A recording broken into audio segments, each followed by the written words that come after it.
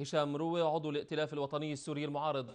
أهلا وسهلا بك دكتور مروة. دكتور مروة، يعني في ظل الوضع الراهن والمواقف للحكومة السورية وللمعارضة والانقسام داخل الائتلاف ذاته، يعني هل ثمة إمكانية لانعقاد جنيف 2؟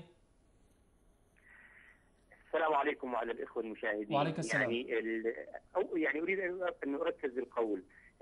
موضوع الانقسام الذي يجري الحديث عنه هنا وهناك في مواقف المعارضة هي نوع من الجدل الذي يسبق المؤتمر العام الذي سيكون في بداية الشهر القادم ليحسم الموقف حول حضور جنيف 2 أو عدم حضوره. مذكرا بأن الائتلاف في فترة سابقة في شهر 5 من هذا العام اتخذ قراره بأنه لن يشارك في جنيف 2 ما دامت قوات ميليشيات حزب الله وقوات إيرانية وقوات غازية وجرائم القتل الطائفي وجرائم النظام بالقتل المستمر موجودة. ليست الأجواء أجواء جدية من النظام تشجع على الدخول في مفاوضات، وبالتالي كيف نطمئن أن النظام سيلتزم بمخرجات جنيف 2 التي تنص على تشكيل حكومة انتقالية توافقية. تعني أن الأسد ونظامه وأركانه سيكونون بالتأكيد خارج. يعني دكتور هشام، يعني المشكلة الحقيقية هي فيها بقاء الرئيس السوري بشار الأسد أو تنحيه، أم المشكلة في حكومة انتقالية كاملة الصلاحيات؟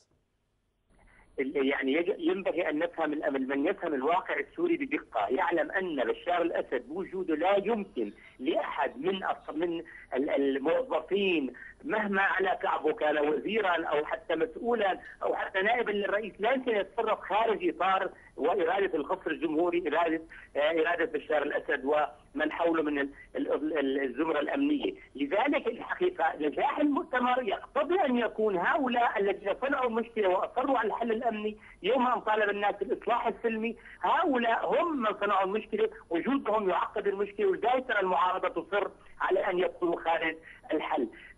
حقيقة تعنت الجهات الأمنية، تعنت بشار الأسد، رفض الحل السياسي. نعم دكتور هشام، هناك بعض المصادر تقول بأن بعض من الائتلاف يريدون أن يذهبون إلى جنيف 2، حتى بعض المعارضة المسلحة تريد الذهاب إلى جنيف 2. لماذا لا تريدون الذهاب؟ يعني أنا أقول واضح، لم يتخذ قرار نهائي فيها هل نذهب إلى جنيف 2 أو لا نذهب إلى جنيف 2. هذه جنيف 2 يقتضي فعلا ويحقق مصلحة الثوار أو أنه لا يتحقق فيه ذلك. هذا الأمر يعني قد يكون هناك قوات على الأرض، قد تكون هناك جهات تريد فعلا الدخول في مفاوضات، وقد تكون هناك جهات رافضة، ولكن هذا شكل من أشكال الجدل الذي يسبق الاجتماع، والاجتماع يتم اتخاذ القرار. لكن أنا أقول بشاهد وجهة نظر شخصية، وما يجري على الأرض الآن لا يشجع النظام. واضح ترى أنه غير جاد في هذه العملية. نحن نرى أن إلى الآن ما بين يدينا من أرقام تؤكد أن النظام فيما يطرحه ليس أكثر من محاولة كسب للوقت، توجيه رسائل إيجابية على أنه حمام السلام، وهو في الحقيقة مجرم مرتكب أشد. سؤالي الأخير دكتور هشام، سؤالي الأخير وباختصار لو سمحت، ما هو البديل لديكم؟ البديل لدينا عندما نريد أن أولا أن ثورتنا قامت لتحقق أهدافها، ستستمر ثورتنا إن شاء الله، ستنتصر ثورتنا في نهاية الطريق، وهذا أمر طبيعي في الثورات. لا يمكن للطغاة أن يقاوموا إطلاقا إرادة الشعوب بالتحرر. هذه سنة كونية ثابتة. فنعمل، ولكن الظروف السياسية تتغير بناء على إصرار قوى الثورة على موقف جاد من المجتمع الدولي. الظروف السياسية تتغير وسيكون هناك انفراج بالتأكيد لصالح تحقيق أهداف الثورة. من أوتاوا كان معنا الدكتور هشام مروة، عضو الائتلاف الوطني السوري المعارض. شكرا جزيلا لك دكتور.